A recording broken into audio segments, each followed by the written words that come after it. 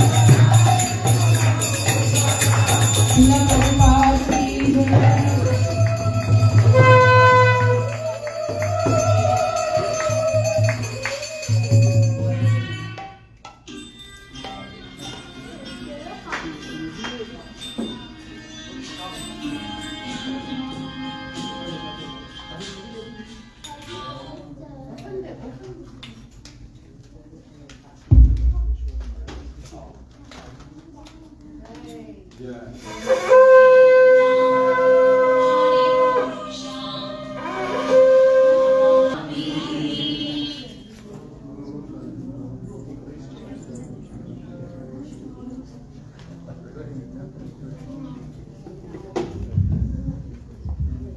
Krishna.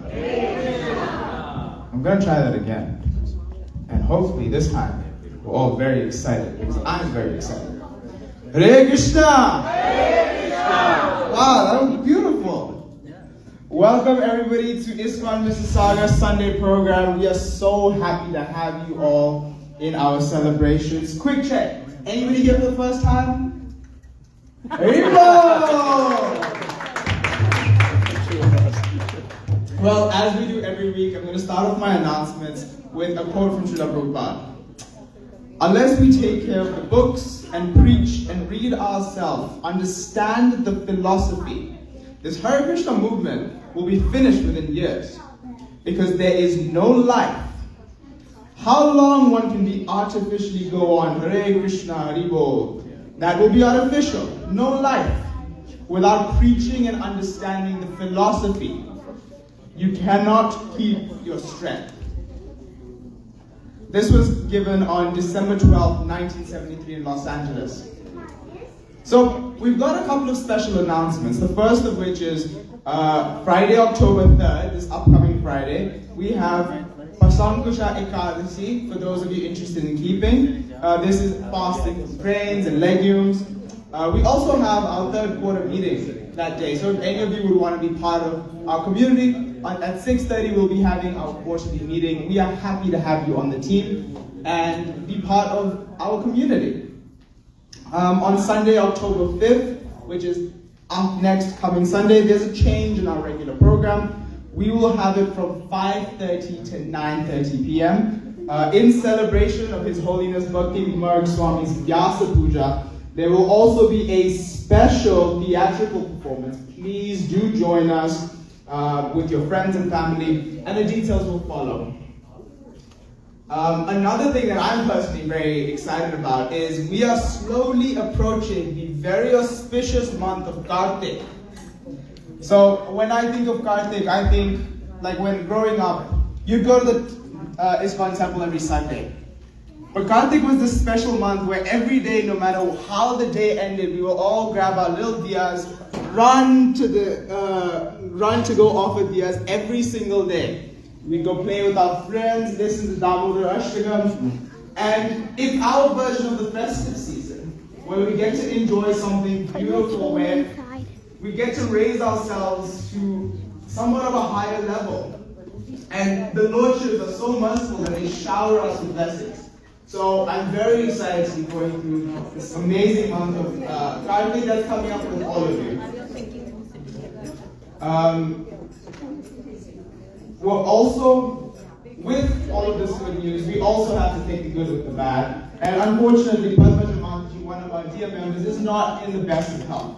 So I would like to invite all of you for us to sing the Maha Mantra 3 times in hopes of a very speedy recovery.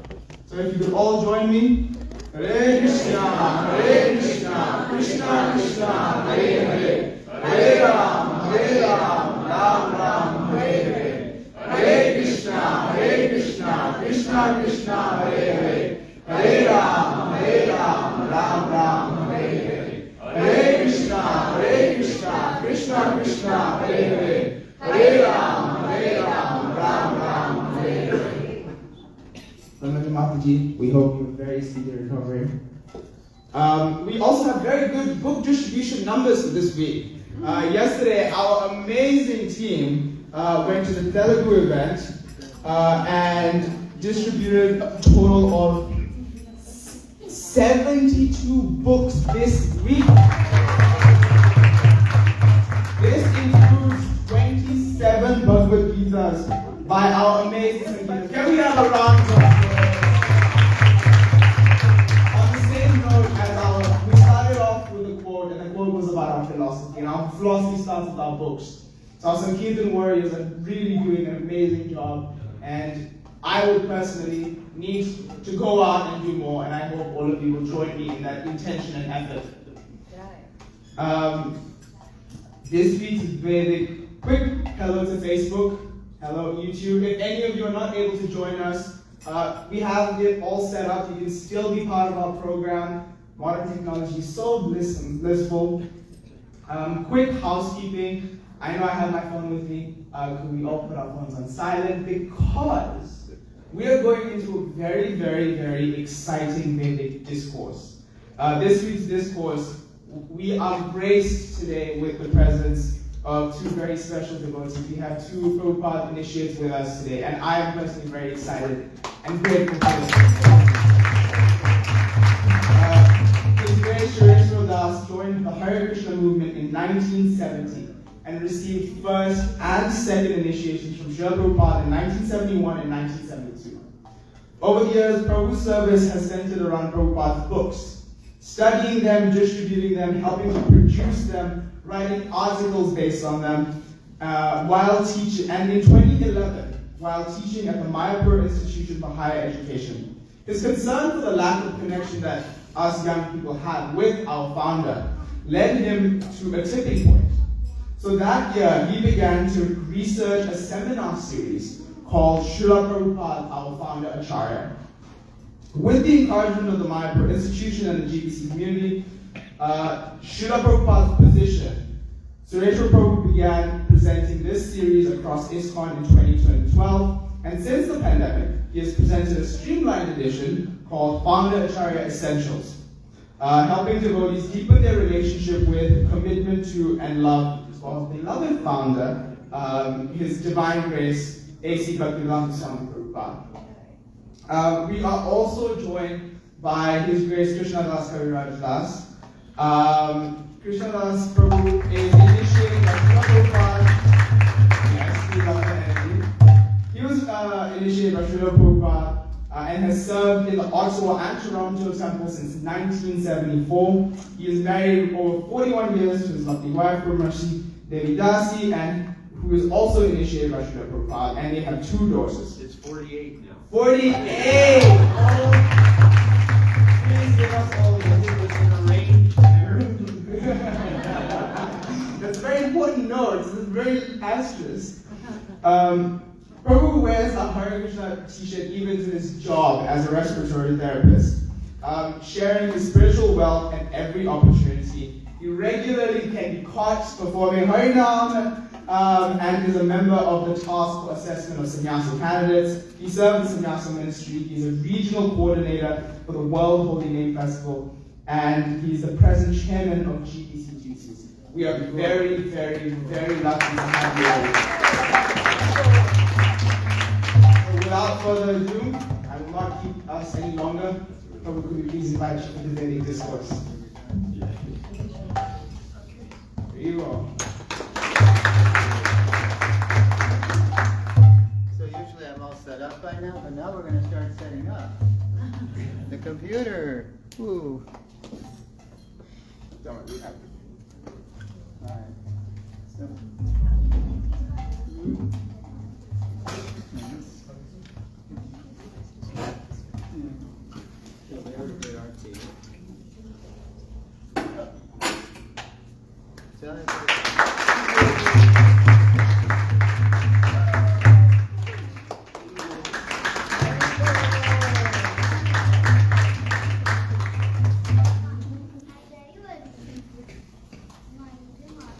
I understand a lot of you folks are initiated. How many are initiated here? Oh, boy. So I'm going to be presenting one lesson. Here's the HDM. From a 10-lesson series. It's called Srila Prabhupada, Our Founder Acharya. Ideally, you see all 10 lessons in order, but what to do? I'm here for one session, so I'm going to give you the last lesson. I'm going to give you the conclusion. Because you folks are pretty experienced, so I think you're ready for the conclusion. And yeah, I started doing this in 2012, and this is the latest edition. It's gone through many editions, and so I'm happy to share with you the latest.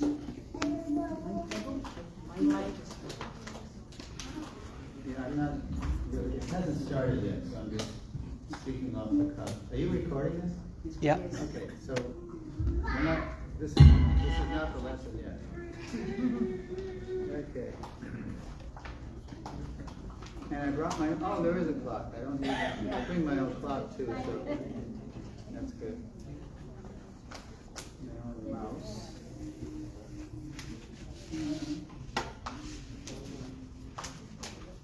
And my own glasses, so I can see.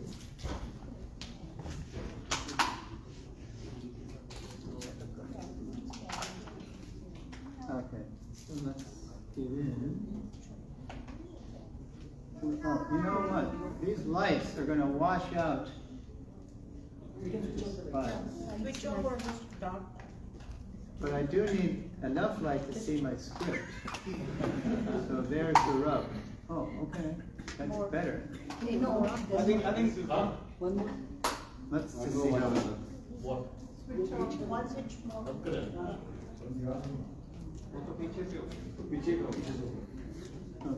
Okay, good. So can you adjust this so it gets, yeah. Keystone change. Keystone. All right. Lesson 10. There it is. Slides. And Yeah, that's perfect. Thank good. you. And I can see enough. That's Is that good. okay? I can see. You can see the slide better too. And we're going to have a reader reading what's on the slides. Krishna Das, why don't you come up here? Give him a chair there. Give the chairs. And maybe you just sit right by the altar there or something. So, in the chair. They're going to get you a chair. There it is. And whenever you see me give you a cue, like I'll go like this. Then you just read what's on the slide. Okay. No, you're going to face the. I'm going to face that way. Yeah, there you go. All right, good. And that's about as good as it's going to get, huh? It's almost perfect. And the last thing is, and now I'll go. But I do see some young folks here. I mean, really young. And, you know, when I was their age, seminars would bore me to death. So they're not going to be happy sitting here for like an hour or whatever it is. So you have to give them something else to do. It's a beautiful day. Did anybody bring a soccer ball? A football? Let them play somewhere else, because they're going to start fidgeting and screaming and fussing and. We normally have a Sunday school which Yeah. goes there. Should we engage them there as usual? Yeah, please give them something fun to do. Okay. This is not fun for them. This is boring. Okay. I mean, this is fun for us, right? Kids, will see you in 10 years, and you'll be happy to hear this. Time's still around.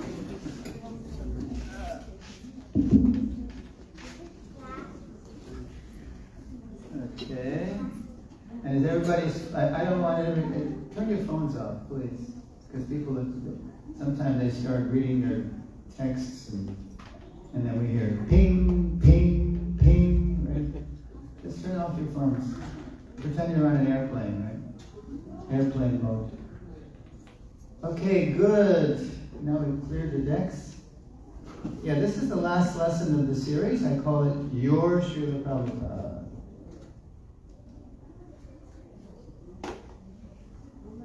All right, I'll pretend that I didn't just say that. So, lesson 10, pretty good. Lesson 10, Your Srila Prabhupada. Hare Krishna Prabhus, welcome to the 10th and final lesson of the Founder Acharya Essentials series, called Your Srila Prabhupada.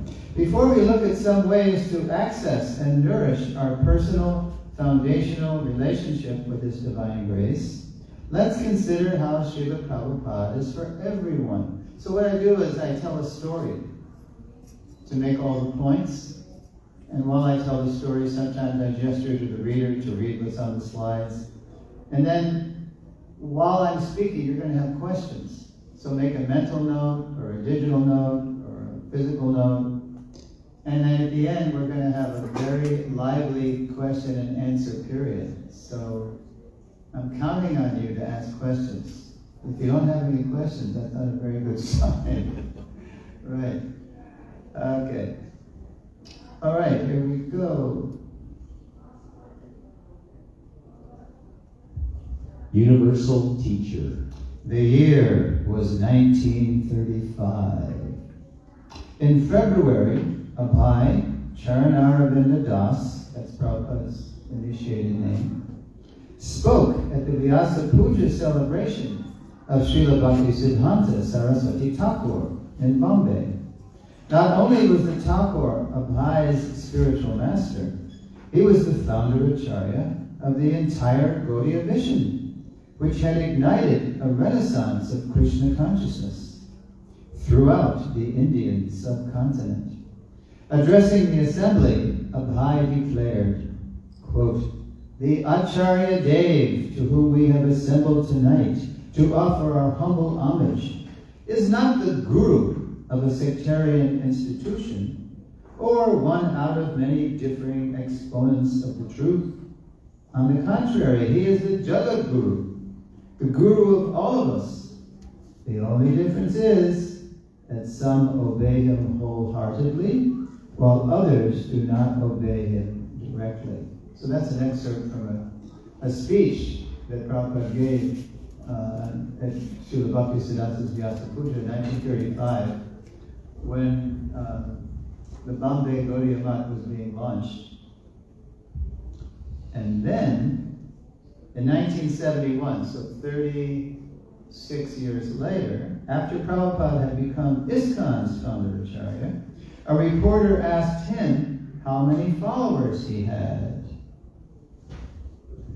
Unlimited, Prabhupada replied, echoing his homage to Srila Bhaktisiddhanta decades earlier. Some admit and some don't admit. Admit you are a servant of the Lord Krishna and your life will be a success. From the Srila Prabhupada Lila Rita, Volume 4. Right, you don't need to read the references. Okay. All right. So that's one way that Prabhupada's for everybody. He's a universal teacher. He's a Jagat Guru. He knew just how to apply universal principles according to what he called time, country, and candidate. I mean, it's amazing what Prabhupada did. He was able to inspire Krishna consciousness in people in Russia, South America, North America, Asia, Africa, everywhere he went. He was able to reach people despite their having been coming from so many different ethnic and karmic backgrounds. And here's another way Prabhupada's for everyone. Global preacher. Between 1965 and 1977, Srila Prabhupada circled the globe 14 times, establishing the Krishna consciousness movement on every major continent. Oops, I stole your thunder. Okay, read this. He also initiated thousands of followers and continues to inspire countless more to accept Krishna as the Supreme Personality of Godhead.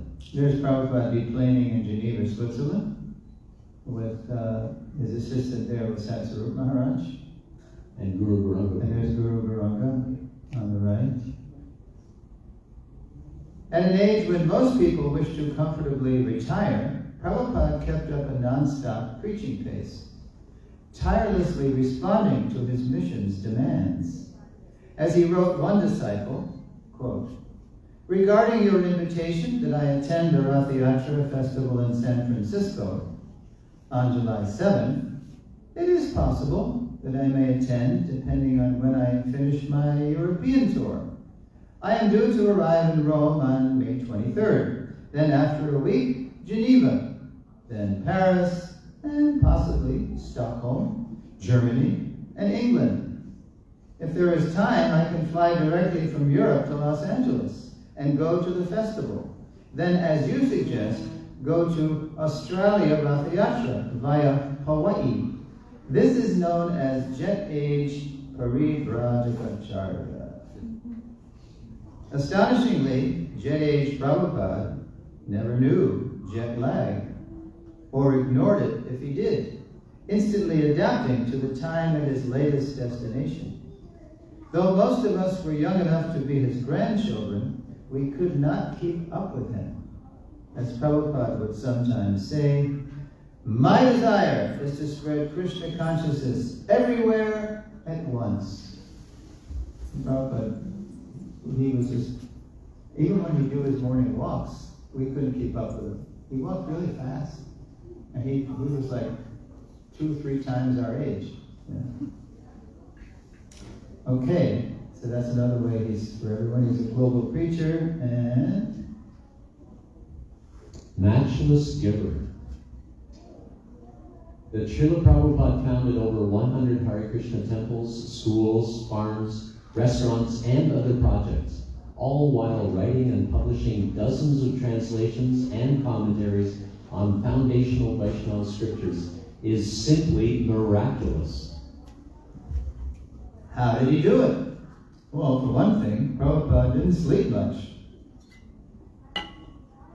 After going to bed at 10 p.m., he would usually rise at midnight or 1 a.m. and write through the night, through the wee hours.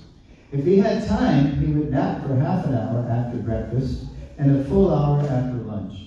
His days and nights were a seamless weave of selfless service.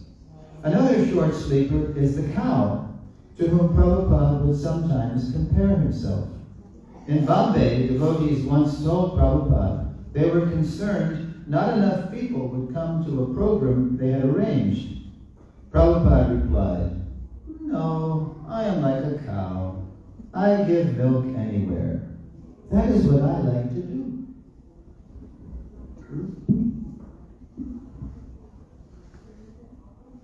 Okay, another way Prabhupada is for everyone is, and he's sitting on the Los Angeles Vyasasana there, New Dwarka. Anybody been to New Dwarka? Yeah? Yeah, it's a nice Rukmini Dwarkadesha, the presiding deities. Avesha Avatar.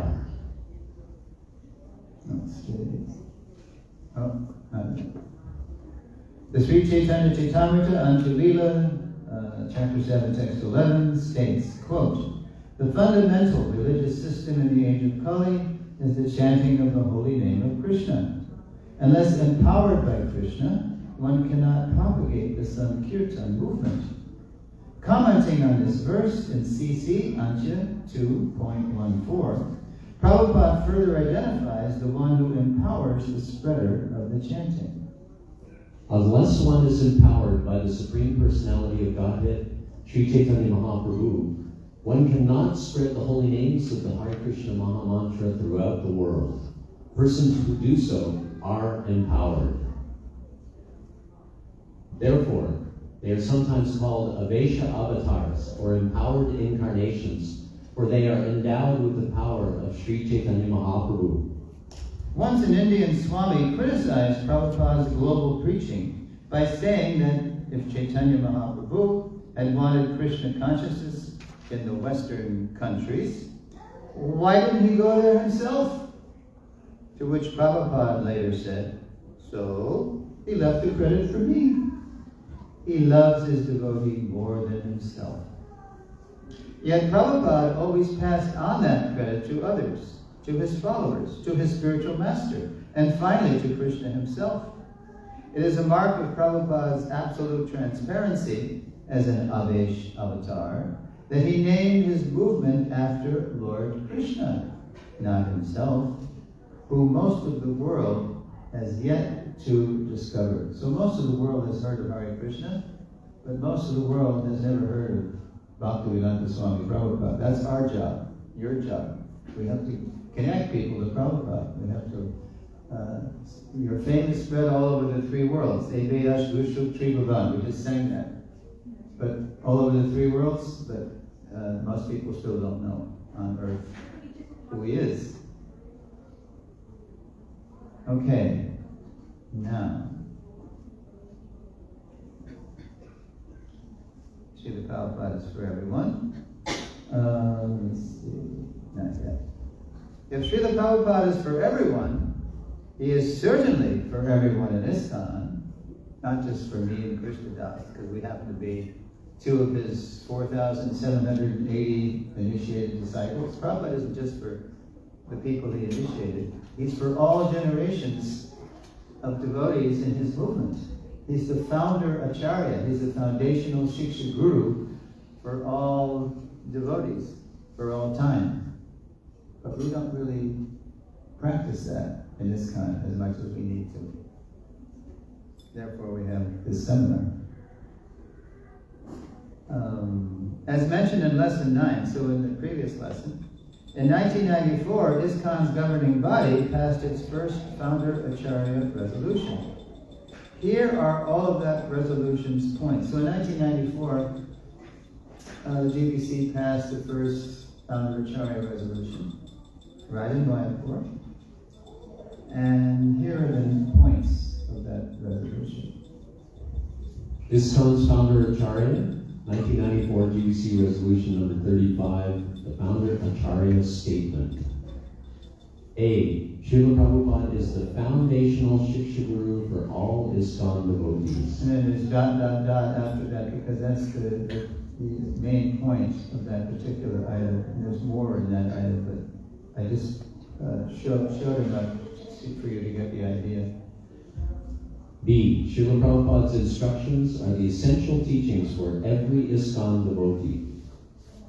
C. Srila Prabhupada's books are the embodiment of his teachings and should be accepted as the standard by all future generations of Iskcon. D. Srila Prabhupada should be worshipped daily by every Iskcon member. E. Every spiritual master is responsible to guide his disciples to follow Srila Prabhupada's instructions. So more founder Acharya resolutions came later, identifying our foundational relationship with Srila Prabhupada as the sublime pivot around which all our other relationships turn. Think of Prabhupada like the sun of Iskcon, and then all the other relationships with our gurus, Shiksha and Diksha gurus. We're like planets orbiting that sun. Amid our ever-increasing diversity, because Iskcon is growing, ever-increasing diversity, Srila Prabhupada remains the unity. So now that we've talked about how Prabhupada is for everyone, especially in Iskcon, let's look at ways we can develop our relationship with Srila Prabhupada. And there's a visual way.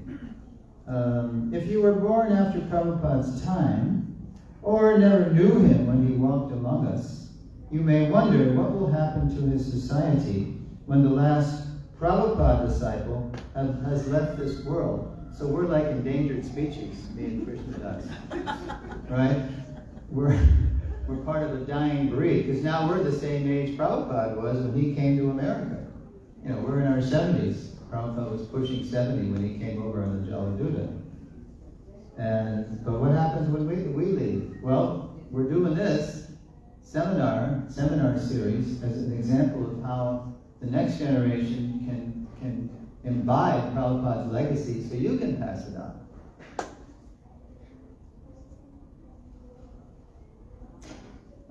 Not to worry, since the Latin origin of disciple means learner, as the Hare Krishna movement continues to expand, Prabhupada's presence will also expand through the generations of disciples who learn and pass on his divine instructions.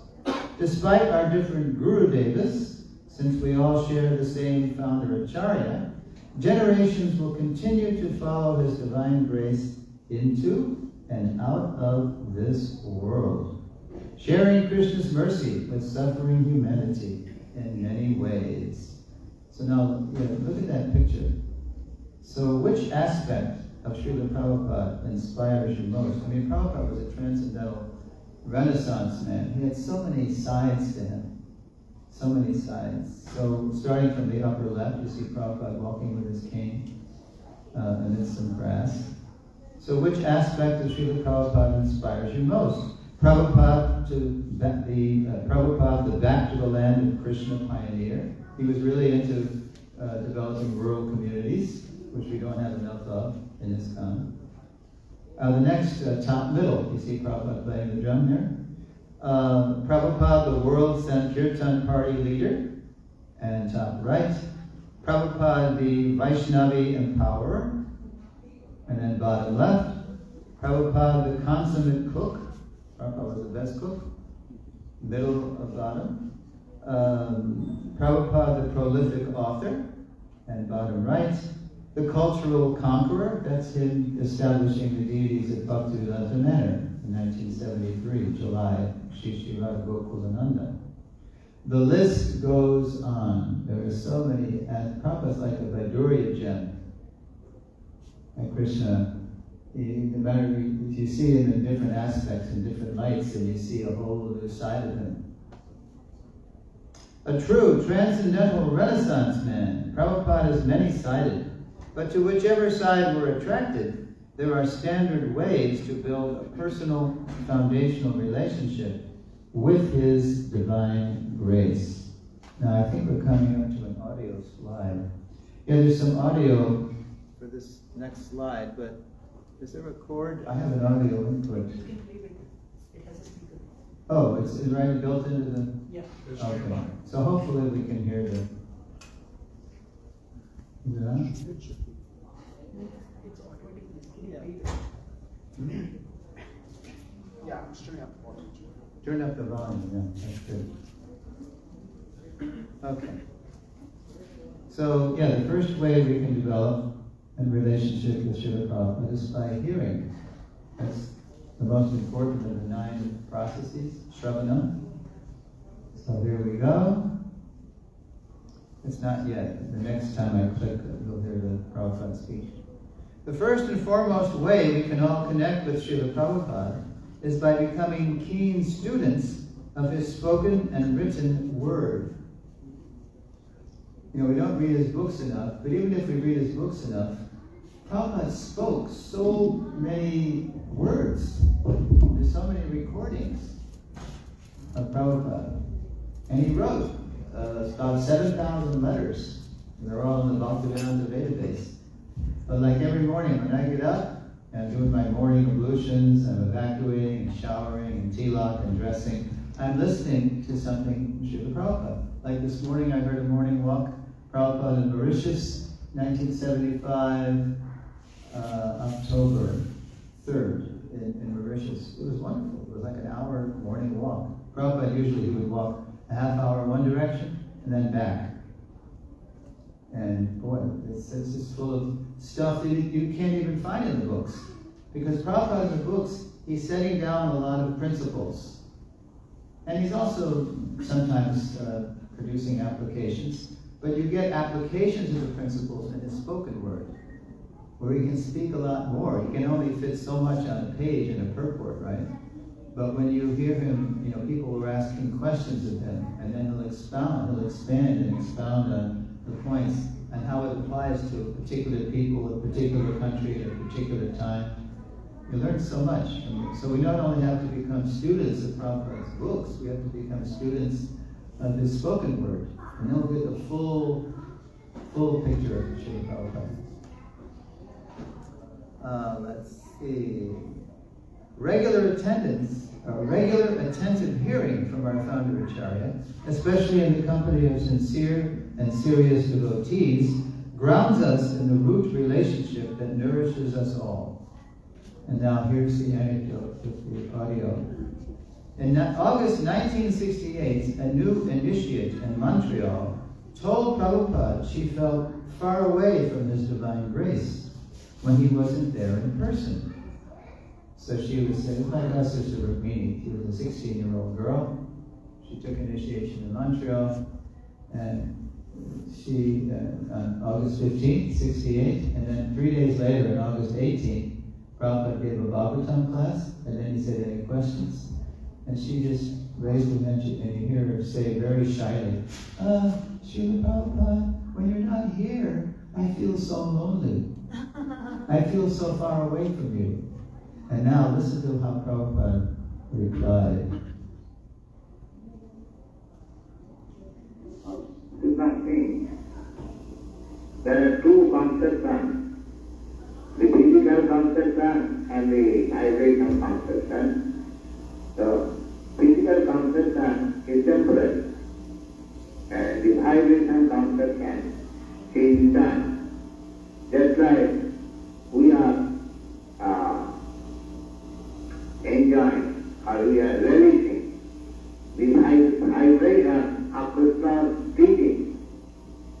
So my vibration is present.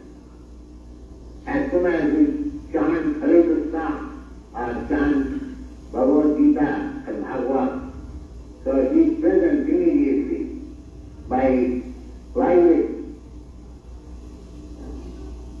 So we should give more stress on the sound vibration, either of Krishna or of the spiritual master, then we happily announce the Hare.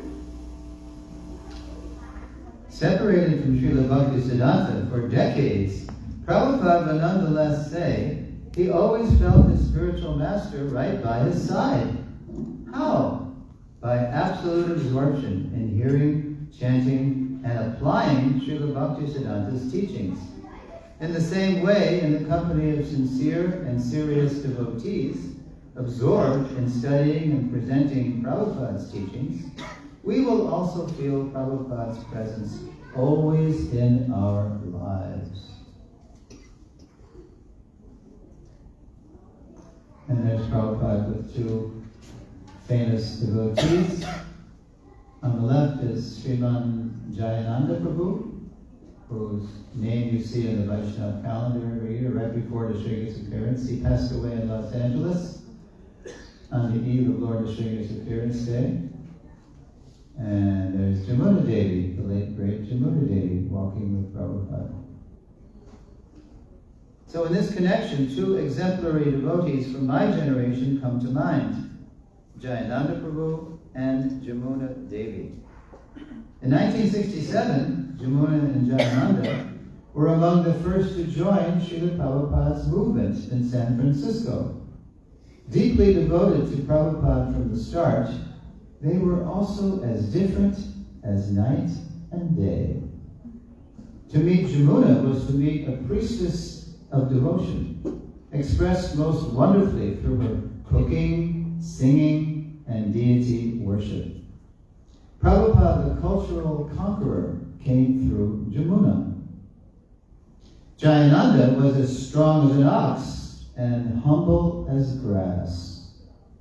A mechanical engineer by training, Jayananda was a tireless worker who was perhaps best known for building huge chariots for Iskcon's annual Rath Yatra parades. Prabhupada's surpassing strength and humility came through Jayananda. Different as they were, Jamuna and Jayananda both had a deep love for hearing from Srila Prabhupada. By developing a similar love and a deep dedication to serving Srila Prabhupada's mission, one or more aspects of our beloved founder Acharya will also shine through us. So it's available to all of us, because we all have different natures. We're attracted to different aspects of Prabhupada's mission. So the more surrendered we become to our Shiksha and Diksha Gurus and Srila Prabhupada's mission, the more we can become empowered and actually reflect an aspect of Srila Prabhupada.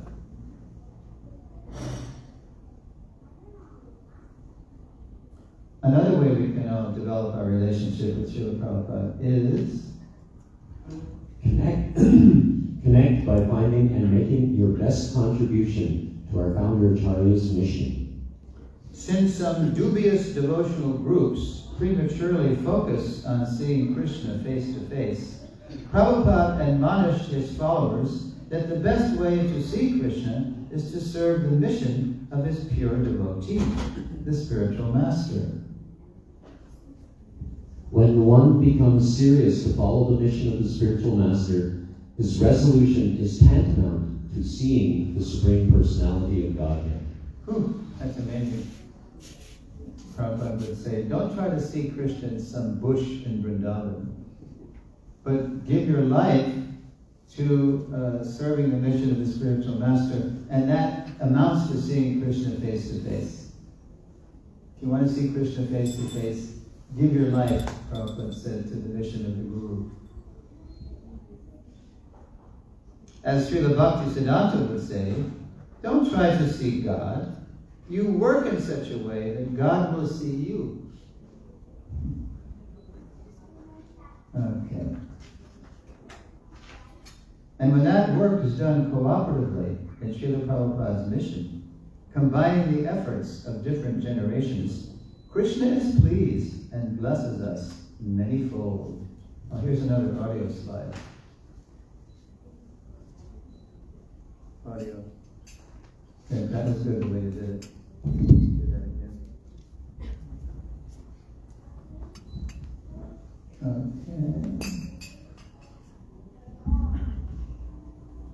Okay, before Krishnadas reads, does anybody know what creature that is? It's not a monkey. I'll give you a hint. A lemur? Lemur. Native to Comoro Islands off the coast of Madagascar. They're the best jumpers I could find on Google Images. Okay, Krishnadas. But no jumping, please. What's this? Microphone overkill? Or? Let's see. Alright. You don't have to read this because, let's see. Prabhupada's going to. You cannot, what my spiritual master said, or even if you read some books, you cannot understand unless you understand it from me. This is called Prabhupada. You cannot jump over to the superior guru, I will say, neglecting the next order, immediate next order. In the early 1970s, as more Western devotees began to visit India, some became fascinated by the books in English of our Gaudiya predecessors, especially of Srila Bhaktisiddhanta and Srila Bhaktivinoda. So, they asked Prabhupada if they could read their writings. Prabhupada was not pleased. So that's what Prabhupada said. You cannot imagine what my spiritual master said. Or even if you read some books, even if you read their books, you cannot understand unless you understand it from me. This is called parampara system. You cannot jump over to the superior guru, neglecting the next acharya, immediate next acharya. Now, at first glance, that looks like a way to say that I can't even read Prabhupada's books unless I read my guru's books. But that's the wrong understanding, because Prabhupada isn't just a guru, he's a super guru. He's a founder acharya, he's a Jagat guru. In Iskcon's multiple guru culture today, we've come to realize that a prime duty of our initiating and instructing spiritual masters is to deepen, enhance, and enrich our foundational relationship with Srila Prabhupada. If, quote, no jumping over means no neglecting one's, quote, immediate next acharya, how much more does that mean no neglecting Srila Prabhupada, our founder acharya, from whom we derive our core identity and through whom we see all teachers and teachings. Moreover, the more deeply our spiritual masters connect us with Srila Prabhupada, the more responsibility we have to pass on Prabhupada's unique legacy to others. Imbibe and impart Prabhupada's legacy. When Srila Prabhupada sees we're sincerely following him, he blesses us with the realization to pass on his teachings in ways both faithful and fitting. And here's what Prabhupada explains, Krishnadas is going to read. Personal realization does not mean that one should, out of vanity, attempt to show one's own learning by trying to surpass the previous acharya. He must have full confidence in the previous acharya And at the same time, he must realize the subject matter so nicely that he can present the matter for the particular circumstances in a suitable manner. The original purpose of the text must be maintained. No obscure meaning should be screwed out of it, yet it should be presented in an interesting manner for the understanding of the audience. This is called realization. This is called realization. Just like Srila Prabhupada, he would say to us sometime, if I have any credit, is that I haven't changed anything. I simply presented what my spiritual master presented. But if you look at the way Srila Bhaktisiddhanta spoke and wrote, he spoke in a very high, complicated way in English. And when Prabhupada presented Krishna consciousness to us, he was able to take the essence of what his spiritual master had said and make it very simple and understandable to a Western audience, and then to all audiences all over the world. That's the sign of a real genius, a real master.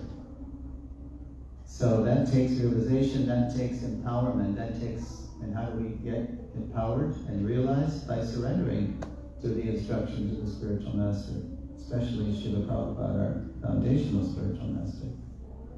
So to imbibe and impart Prabhupada's legacy is to become gurus in our own right, not to imitate or replace our founder Acharya, but to follow in his footsteps. As Srila Prabhupada put it, quote, because people are in darkness, we require many millions of gurus to enlighten them.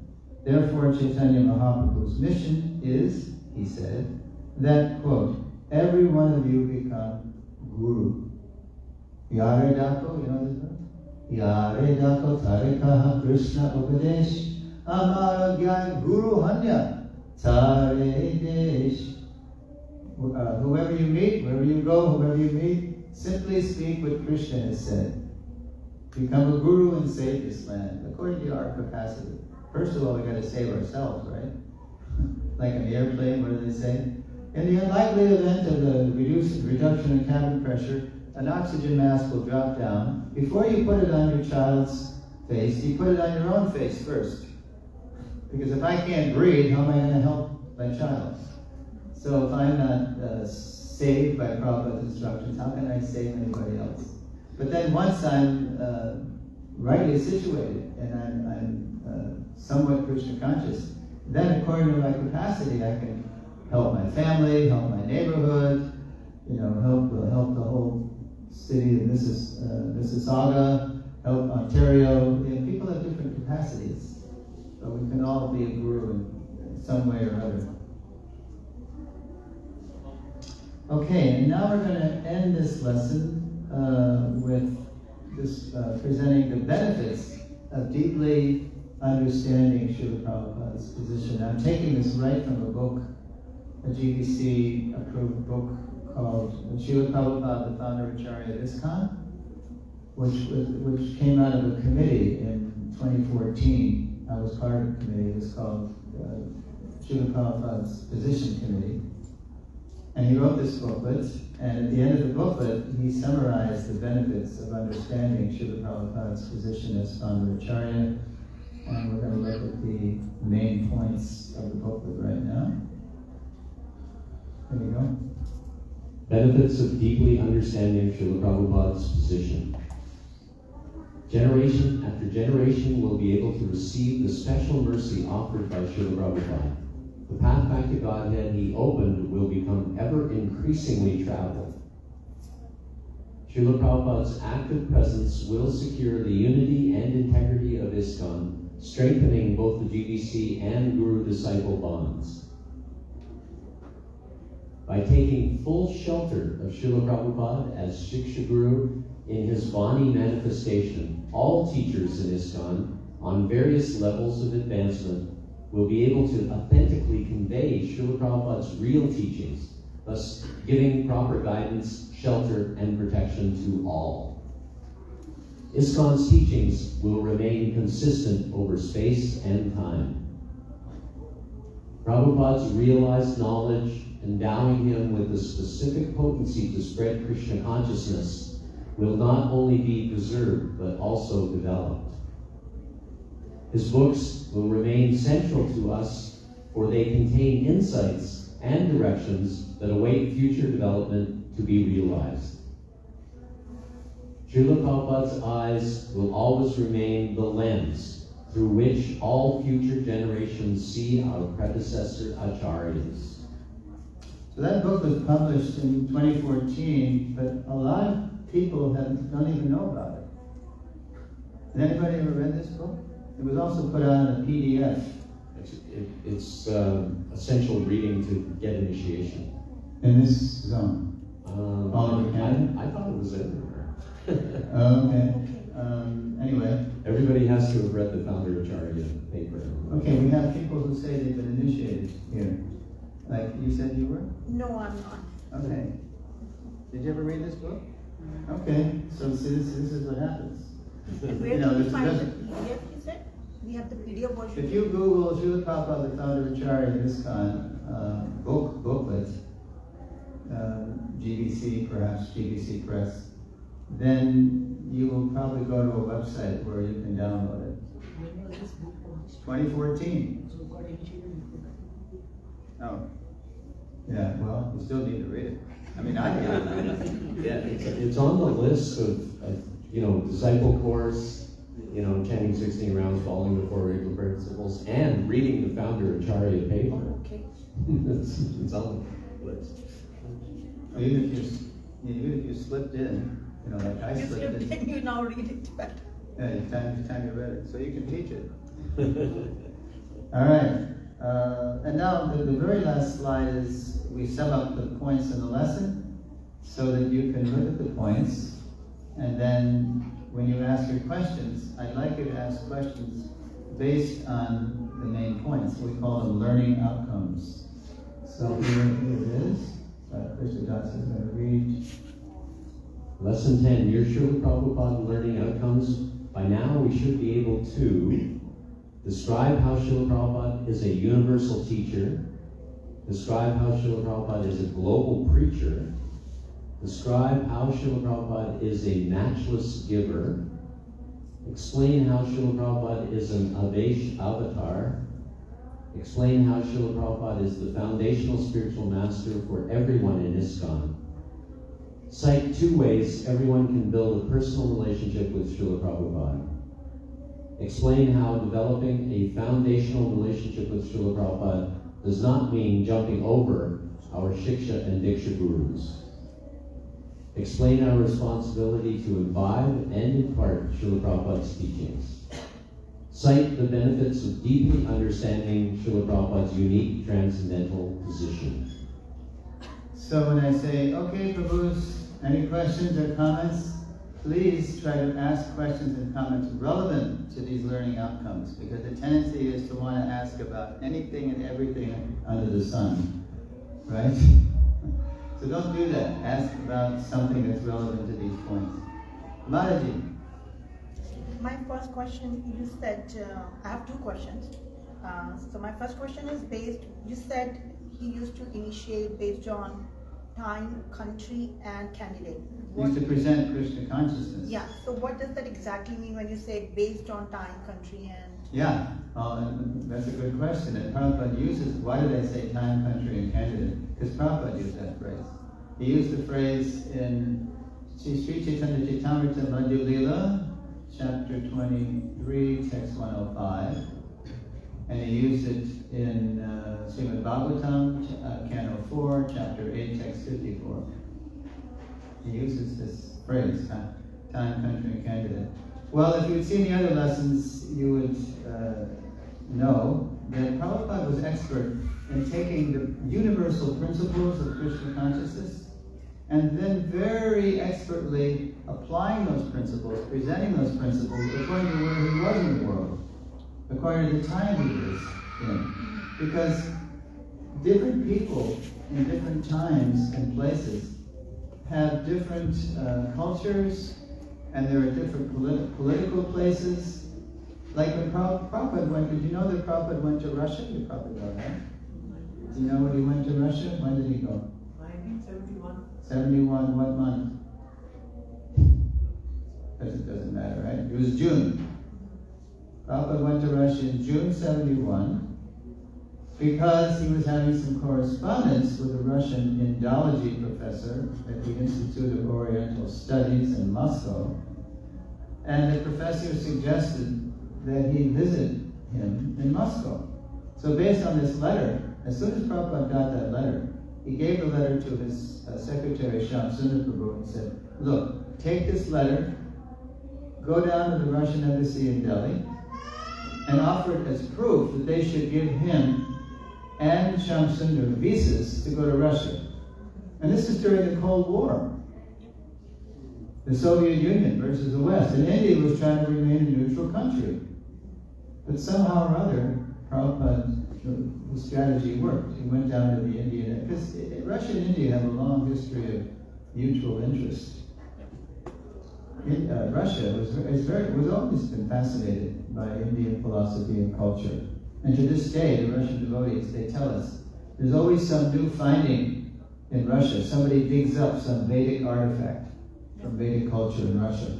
And a lot of Russian words, they're directly from Sanskrit. They tell me that. So anyway, Prabhupada went into Russia, and he was there for 5 or 6 days, staying at the National Hotel right in Moscow. There's pictures of Prabhupada walking in Red Square in front of St. Basil's Cathedral. And Prabhupada talked with Professor Katovsky. So what did Prabhupada do? He had a limited time with this professor. He had maybe an hour. And the professor did not want anything recorded because it was the days of the KGB, and I mean, it's kind of like that now again, with Mr. Putin.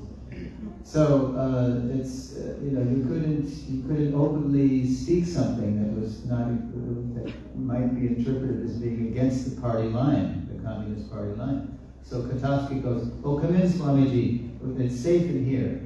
In other words, this place isn't bugged. There's no, cameras or microphones. But Shyam Sundar, he snuck in his tape recorder. He had a cassette player. So the recording's a little muffled, but you can hear it still. So Prabhupada talked about 2 things. He only had limited time. The 2 things were, you're not this body. The body's always changing, the soul remains the same.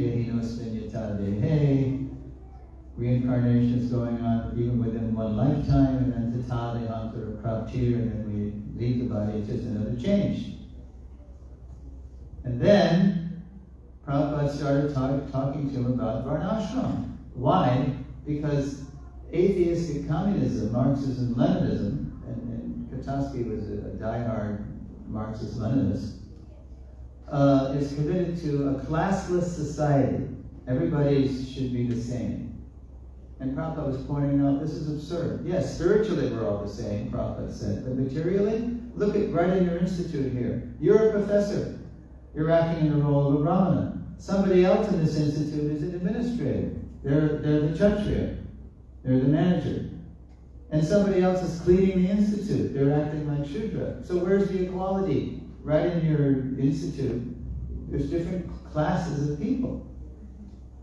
So Katovsky, because he was so, dyed-in-the-wool Marxist-Leninist, he wouldn't admit anything, even though what Prabhupada was presenting was very logical and reasonable. So Prabhupada said, all right, admit one thing. What did he say? Prabhupada said, we both follow, I follow Krishna, you follow Lenin. We both follow authority. Do you admit? Yes. He finally admitted that he was following an authority. But that was it. And Prabhupada would travel all over the world. He would bring up this conversation. And he would say, even big professors, they tell me, Swamiji, after this body is finished, everything is finished. He's talking about Katovsky. Whereas in India, for example, even the man in the street knows that he's not the body and that there's reincarnation So that was kind of, you asked the question. What was the question? So that was an example of presenting Time, country, candidate. I got it based on the capacity of the person. And the situation too. Yeah, time, country. sometimes we say in Iskcon, time, place, and circumstance. Right? Time, country, candidate. So somebody who knows how to take universal principles, he knows how to diversify the details. He knows how to diversify the applications according to the time, place, and circumstance. This is called unity in diversity, and we're still learning how to do that. And you had another question? Yes. My second question is, I read in the Bhagavatam too that in the Yuga of Kali, Mahamantra is the only way to get, to cross this Is the most mundane effective way. world. Yeah. What exactly the Mahamantra means? Like I googled it. I know Google is not the best way to get answer for everything. Bhagavatam also tried to explain what Mahamantra means, but they also talked about that there are different, ways people are taking it. So I want to know what exactly. Some says that Hare means I'm following some discourse for the Gita, and Acharya tried to explain it very well that Hare means Hara. Hara is like Radha, the Shakti. Yeah. And when you adorn Hara, you say Hare, right? Yes. So that's what it means. So I just want to know what exactly Hare Krishna, what the meaning of the mantra, Yeah. why it is so divine, why it is so Sure. that it is considered as Krishna himself. And the praise of the Mahamantra is in many places. Yeah, like It's we in have in Bhagavatam. India, we have so many deities, and the Aarti, they perform Aarti. So even if it's a Ganesha Aarti or it's a Shiva Aarti, at the end everyone recites Hare Ram, Hare Ram. So I'm curious about knowing the exact meaning of this mantra. Why is it so powerful? Well, just anecdotally, whenever we'd ask Prabhupada like that, Prabhupada would say, it's a prayer. O energy of the Lord, O Lord, Hare Krishna. O energy of the Lord, O Lord, please engage me in your eternal loving service. It's a prayer for service. Because we come to the material world because we've rebelled. We've turned our back on Krishna. Prabhupada would quote a verse in the Gita to show why we've come here.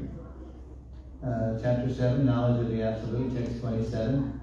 Ichchadveshitabuddhena dvandvamohena bharata sarvabhutani sammoham sargayanti parantapa. O sign of Bharat, O conqueror of the foe, all living entities are born into delusion, overcome by the dualities of desire and hate. I want to be the center, and I resent who really is the center, Krishna. Because even though we're of Krishna, we're part and parcel of Krishna, we're tiny, and so we're called Tatastha Shakti, we're called marginal energy, and that means we have a capacity, a potential to go either toward the spiritual energy, toward Hare, the internal potency, or we can go toward the external potency, which is Maya. And then we're deluded. We're deluded by her energy, and we think we can enjoy in the material world, and it never works. We always get old, sick, and die if we're lucky, or get killed. Nobody gets out of here alive. And then we got to come back and keep acting out our desires until finally there's a divine intervention from a pure devotee. And that's why we're sitting here, because Prabhupada cared enough to leave India, come to the West, inspire people who didn't know anything about Krishna, then take it back to India and remind the Indians, why are you neglecting your own culture? Bharata Bhumite Madhusha Janma Hoila Ja. You're born in Bharat. This is a gift of India. Why are you running away from Krishna? You should Janma Sarthaka Kara Upakar. You should do the highest welfare work of giving these sublime treasure of Krishna consciousness to everyone. So, the Maha Mantra is called Nama Prabhu, Nama Avatar. It's Krishna himself in sound form. And in his second Shikshastic prayer, Chaitanya Mahaprabhu says, Nam Nama Kari Bahudani Sarva Shaktis, which means you've got hundreds of millions of names. In all the scriptures of the world, the name of God is treated as something very special, whether you're saying Allah Akbar, or Hare Krishna, or in the Bible it says, what is it? Hallowed be thy name. Hallowed be thy name. Thy kingdom come, thy will be done. In the beginning was the Word, and the Word was with God, and the Word was God. So is it like realizing that how small you are, and it kind of, you're surrendering, that I surrender. Yeah. Now you take over. Yes, So and I'm what- glad you mentioned that, because when Krishna came, he demanded surrender. Sarva dharman parityaja. So what people don't know who Krishna is, that he's our beloved source, people who aren't devotees write commentaries and they say, oh, this Krishna is demanding too much. Why should I surrender to him? He's just some person demanding, it's like some dictator, right? But then 4,500 years later, Krishna comes back to earth as Sri Chaitanya Mahaprabhu, playing the role of a devotee. Lord Chaitanya is Krishna in the mood of a devotee, showing us how to surrender. And he makes no demands unconditionally. He just says, just chant Hare Krishna. Just chant Hare Krishna. And then his followers, like Rupa Goswami, he knows how to get people to chant Hare Krishna. He says, Yena tena prakarena mana Krishna niveshayet sarve nishedhasyo etayoreva kinkaraha. Somehow or other, get people to be Krishna conscious. Sarve vidhi. All the rules and regulations of Shastra should be maidservants of this highest principle of getting people to chant. It's like when Prabhupada came. He started all alone on 22nd Avenue in New York City.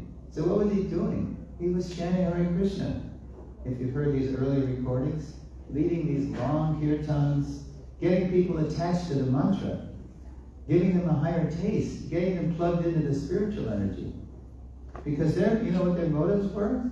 In the Lower East Side in the 1960s, they were just trying to get high. Because they were experimenting with psychedelic drugs. So Prabhupada would say, you want to get high? Well, chant Hare Krishna. Stay high forever. Yeah. No more come down. No more hangover. No more crashing. No more bad trips. Stay high forever. And then he would get him attached to prasada. And he was cooking. And he was the best cook. So everybody was getting addicted to prasada. And then finally, after 3 initiations, one on his Vyasa Puja Day in September, and then one more on Radhastami 2 weeks later, and then in October there was an initiation. Finally, after 3 initiations, one of the earlier initiates came up to Swamiji, they were calling him Swamiji, and said, Swamiji, you said there was what are the rules to this practice? He said something about rules and regulations. So what is Prabhupada's response? Very good boy, very good boy. I thought you'd never ask. Prabhupada knew it had to come from us. We had to want to practice the disciplines of bhakti. No intoxication, no illicit sex, no eating, no gambling. That's standard. But he did not stress that in the beginning because he knew people like us were born and raised on eating, intoxication, illicit. I mean, in the womb, my mother was smoking, my mother was drinking, she was eating meat. I was taking that stuff in even in the womb. And then finally, of course, the propaganda, illicit sex followed later, because that's the whole culture, just enjoy the body. So we were born and raised on this stuff. So Prabhupada knew he could not change us overnight. He had to gradually spoon feed us Krishna consciousness, give us a higher taste. And then when we wanted to follow, then it would come from us. And therefore, as soon as that person asked that question, the next day, and we know the date, it was November 25th, 1966, Prabhupada posted a handwritten notice. Maybe you've seen this. It said, all initiated devotees must, and then in his own writing, he listed the rules, and it was written in a kind of a different way. What did it say first? All initiated devotees must avoid all kinds of intoxicating habits, down to coffee, tea, and cigarettes. All initiated devotees must avoid illicit sexual connection. All initiated devotees must avoid mixing intimately with non-devotees. In other words, doesn't mean we have, of course we have to, we're not hermits, we're working in the world. But we save our intimate relationships for devotees. And there were more things. And then at the end it said, and all initiated devotees must always chant, Hare Krishna, Krishna Krishna, Hare Hare, Hare Rama, Rama Rama, Hare Hare. Signed, A.C. Bhaktivedanta Swami, dated November 25th, 1966. And where did he post that notice? Do you know? No. On his bathroom door, because they were all using his bathroom. They were using his towel. Prabhupada had to stand in line to use his own bathroom. That's how unconscious we were. Oh my God, what Prabhupada tolerated? You can't even imagine his godbrother doing anything like that, right? Prabhupada he was one of a kind, and he was completely surrendered to Srila Bhaktisiddhanta. Therefore, he was completely empowered to do what he did. Turn people like us into aspiring Vaishnavas. Wow. Jai. So, time, place, and circumstance. Thank you. Stay high forever. Right? There you go. Prabhuji. Now, ideally, we should have a mic for the questions, too. You got another? Okay. Yeah, push it out there. Hare Krishna, Prabhu, Dandrat Pranam. Very nectarian class. And I'm not just saying the words, it is indeed nectarian. My question is more around the last point that is there on the board. Cite the benefits of deeply understanding Srila Prabhupada's unique transcendental position. Now, while I definitely am not capable of developing that deep understanding, but we can surmise, even in your answer to Mataji, you gave so many points that you could think, oh, this is how he used to think, this is how he was a Jagat Guru, this is how he enabled the movement, all of that. But instead of me forming assumptions on how to develop that deep understanding, I want to hear from you how we as neophyte devotees can develop that deeper understanding to truly benefit from his transcendental position. Hare Krishna. Okay, that's a good question, because as I said, Prabhupada is not simply the Diksha Guru of 4,780 people that he initiated, approximately initiated in 12 years. He is the spiritual master of all generations. So when I tell people, like you just said to me, what's your realization? Well, my realization is that my core identity is not that I'm a Prabhupada disciple. It's not that I'm his initiated disciple. It's that I'm his Shiksha follower. He lives forever by his divine what? Instructions. And the follower lives with him. That's what Prabhupada said when he dedicated his Bhagavatam to the spiritual master. And that identity of being Prabhupada's Shiksha follower is available to all generations. And that's how, the Hare Krishna movement is going to expand and spread to every town and village. Because the tendency is, over time, as things get more and more dispersed and disunited and, just loses the potency. But the more we share the same core identity as being Prabhupada Chandugas, Prabhupada followers, then the potency should actually increase. And I'll give you an example. To this day, if you meet, like, is anybody from Sri Rangam here? Or South India? Or Anybody been to Sri Rangam? Okay, so that's the seat, the home of the Ramanuja Sampradaya, right? Right? Ramanujis. So, I mean, when did Ramanuja appear? Does anybody know? What year, according to the Christian calendar? 1017. In 2017, the Ramanujis celebrated their millennial. In 1996, we celebrated Prabhupada's centennial. The Ramanujis have been around for 1,000 years now. How have they kept it together? Because they know, all generations know, like if you met a serious Ramanuji today, and you asked him, say you knew a little Tamil. Anybody know Tamil? You know? Okay. So if you asked the person, oh, Prabhuji, who are you? And you saw the Ramanuja Tilak, you know, and you guessed that he's a Ramanuji.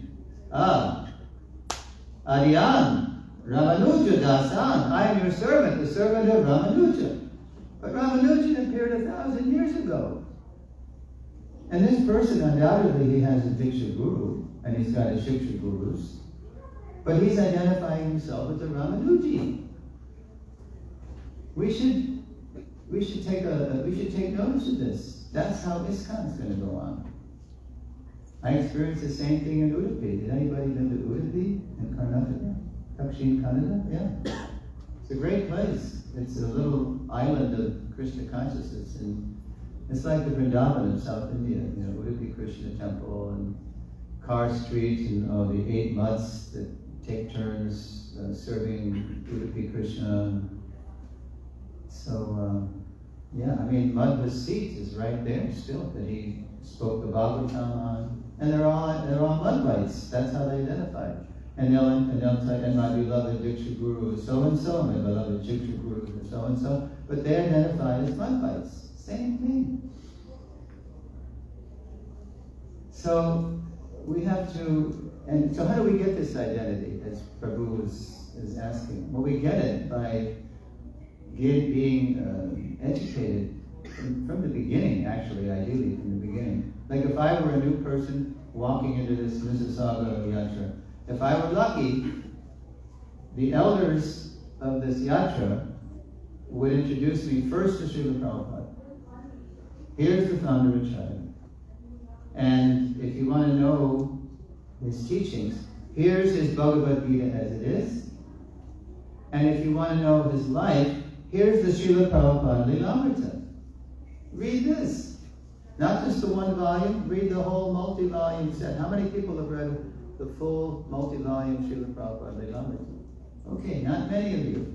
You really need to read that to get a real feel for the person who wrote the Bhagavad Gita as it is, who translated those verses and gave those purports. And then you need to start a sangha around either his teachings, or you already have that, but usually at the end of this seminar series, people say, okay, what do we do now, Suresh? Well, would you like to know more about Srila Prabhupada? Why don't you have a Srila Prabhupada Lilamrita Sangha, get together once a week and read it together. It's always more fun when you read it together, right? It's one thing to read alone, but the danger is you fall asleep when you read alone, right? So do it together, and then you can parasparam bhavi, you can converse and enlighten one another in conversing about me. Kesham Sakati Nana.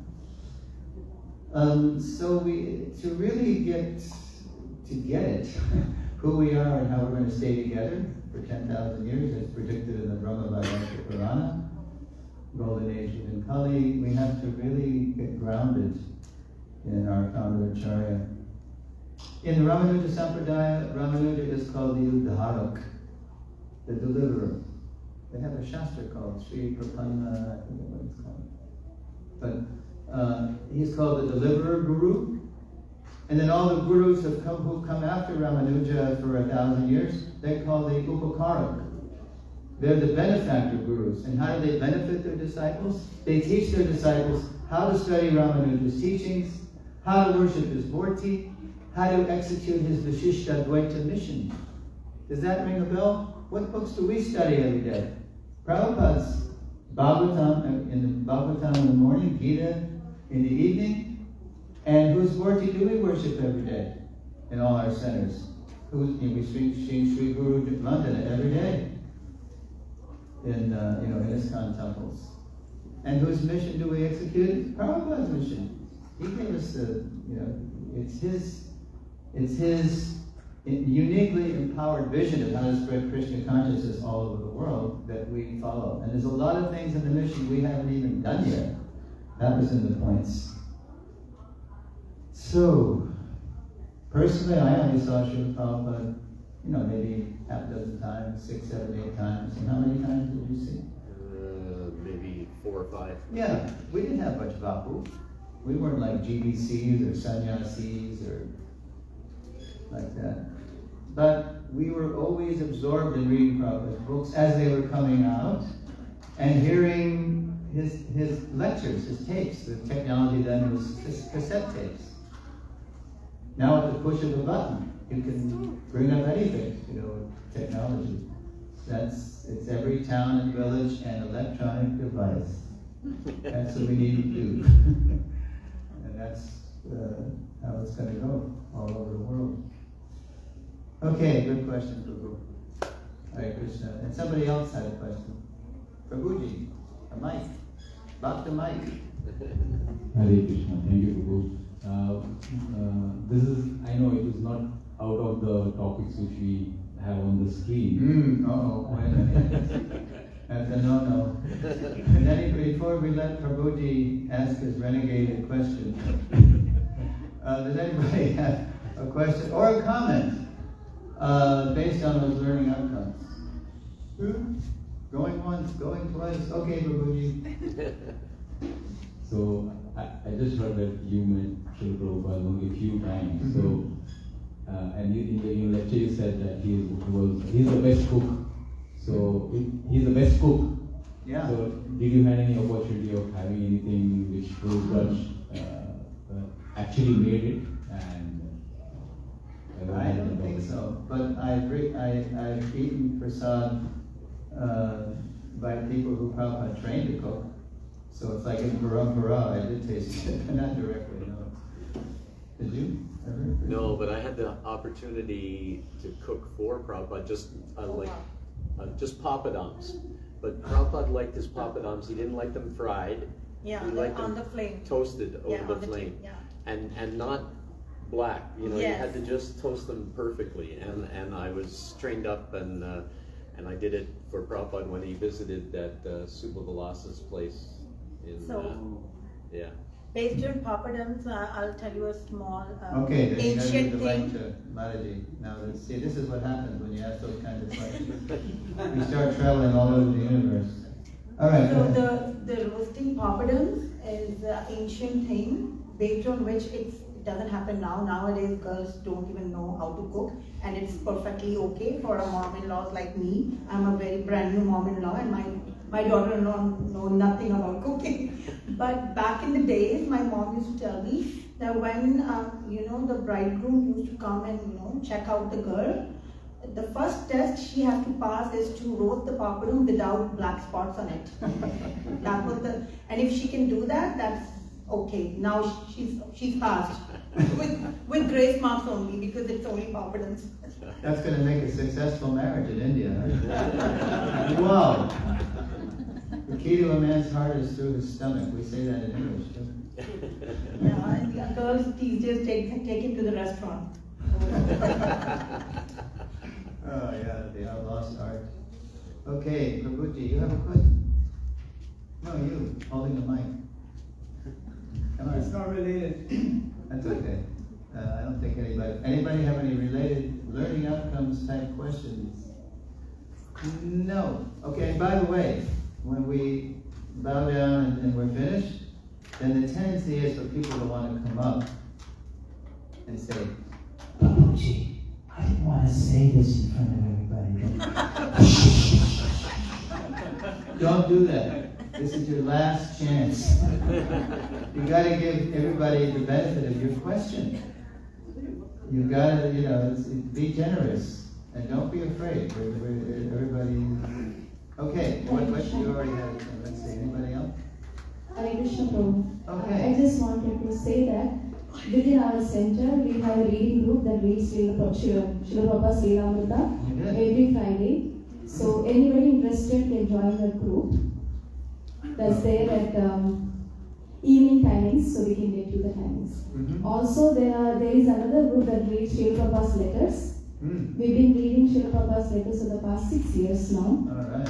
We are in 1974 right now. Okay. Every day, morning 5:45.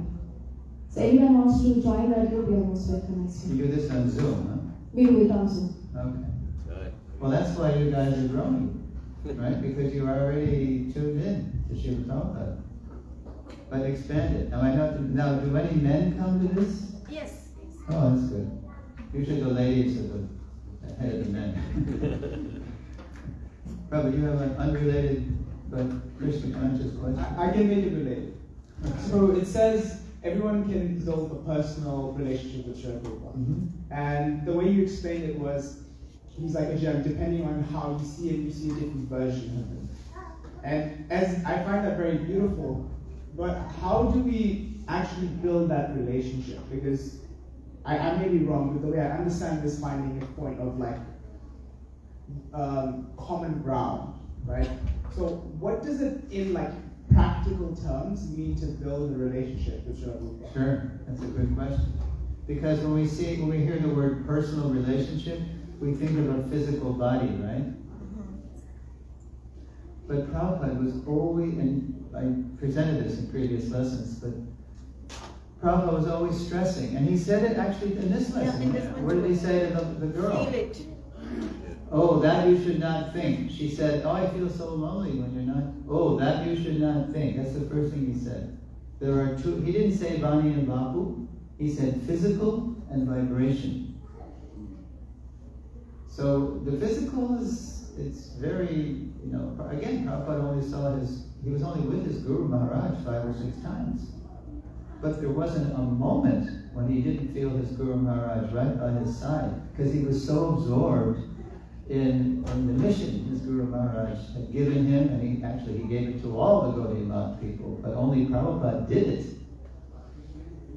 So there's physical and there's vibration. Now I'll tell you a kind of a humorous / ghastly story how I realized this.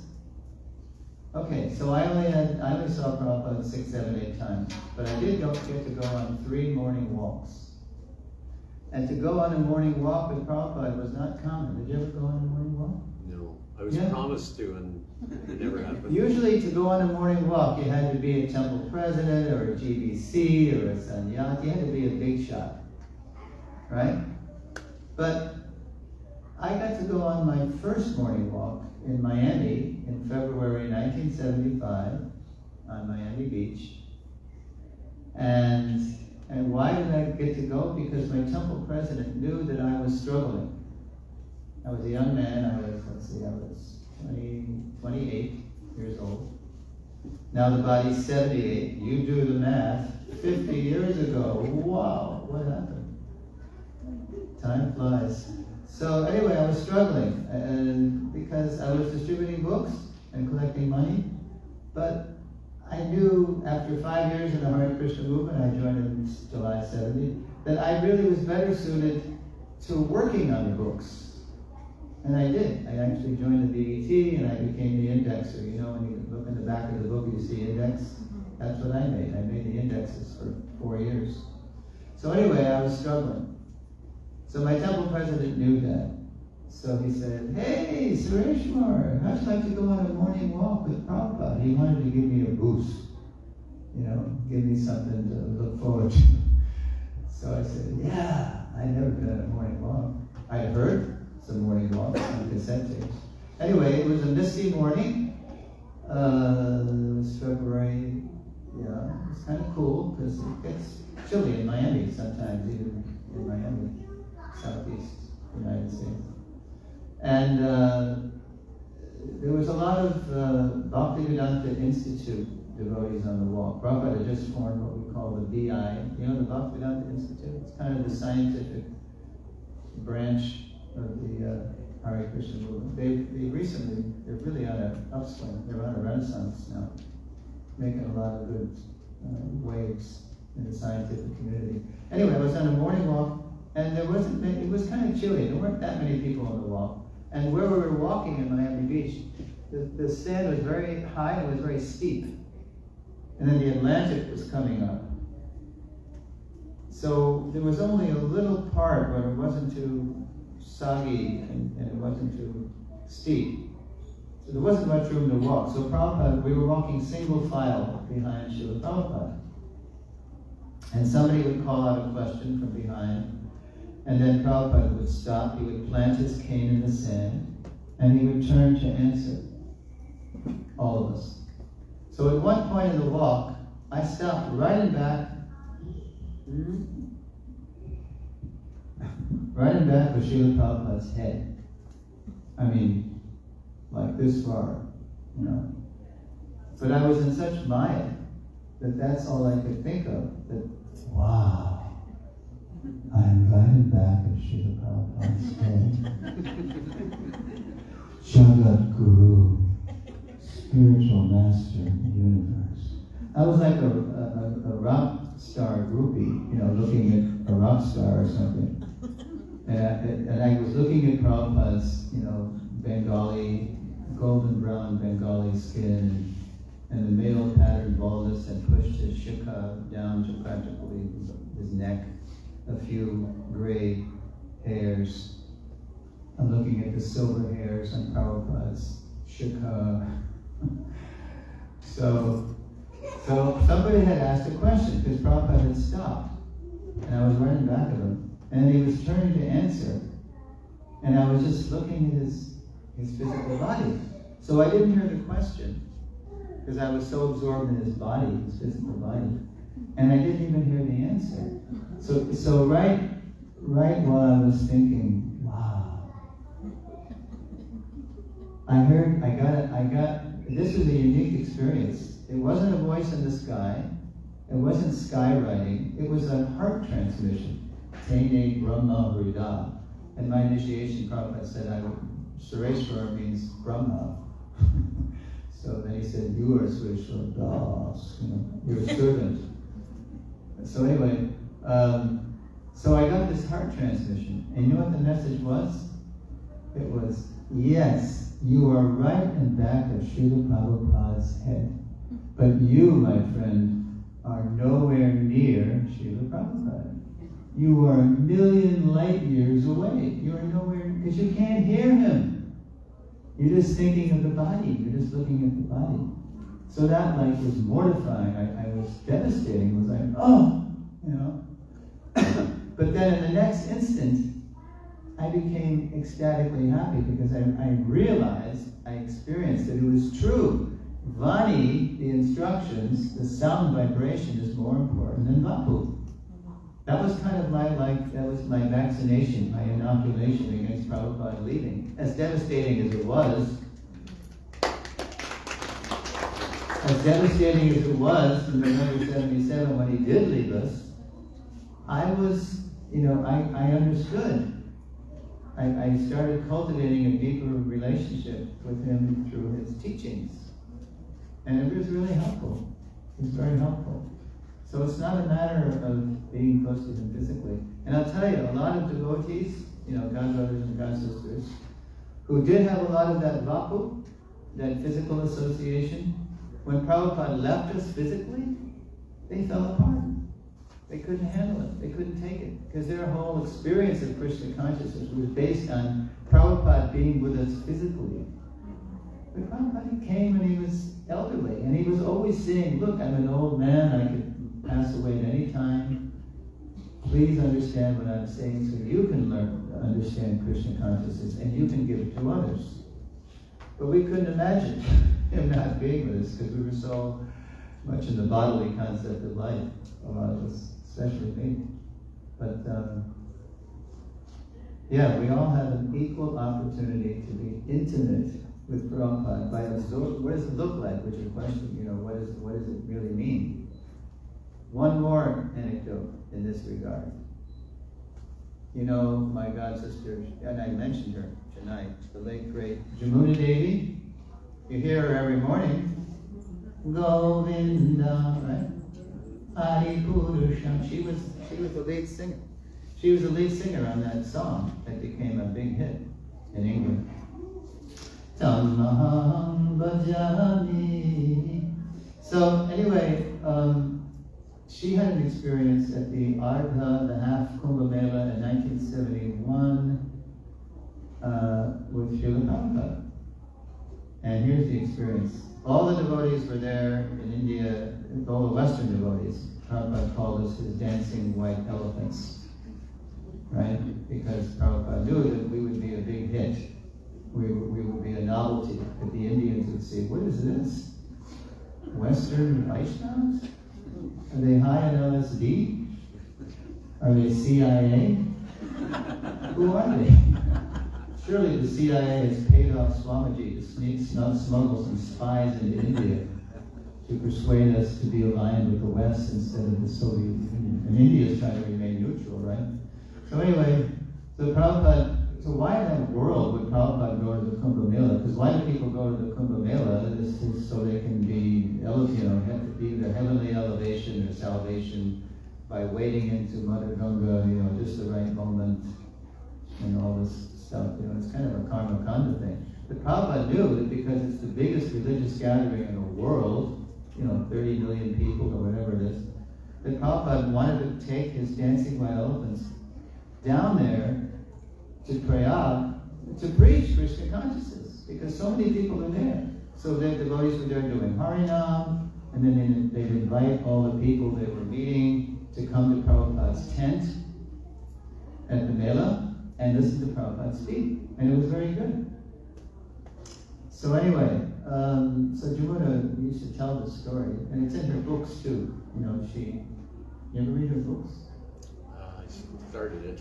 Yeah, Dina Tarni, her friend for years, compiled the books.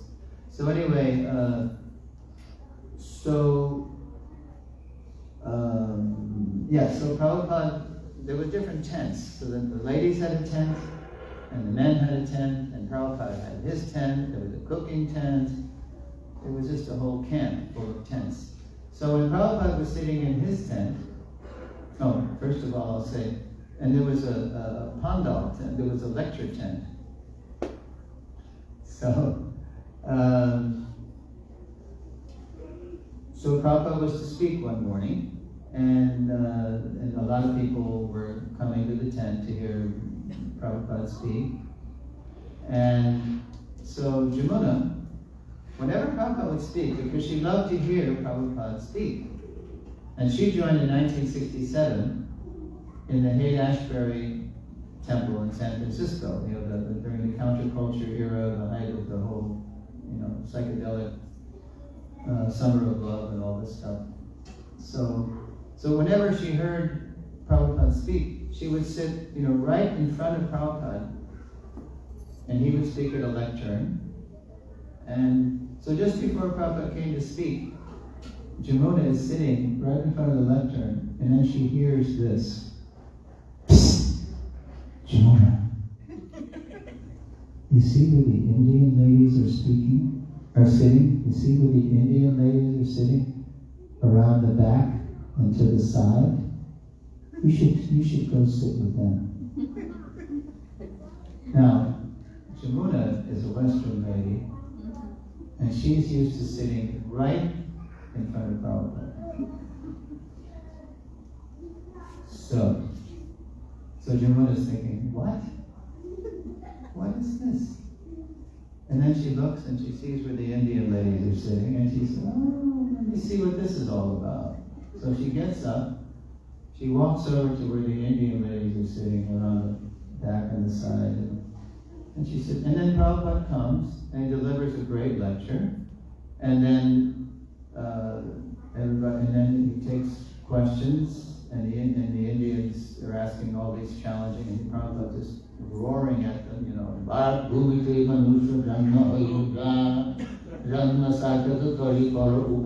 you're born in Bharat, you should be preaching Krishna consciousness.